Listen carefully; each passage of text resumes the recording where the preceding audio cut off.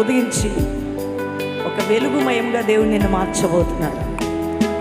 ఈ రాత్రి దుఃఖంతో ఉన్నావా నా ప్రియ సహోదరి సహోదరుడా, దేవుని కృపతో నువ్వు వెలిగించబడబోతున్నావు.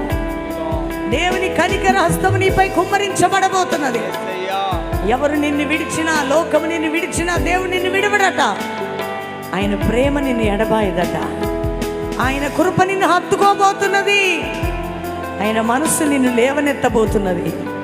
ఈ రాత్రి నిన్ను చూస్తున్నాడమ్మా యేసయ్య. సహోదరుడ, ప్రభు నిన్ను చూస్తున్నాడు.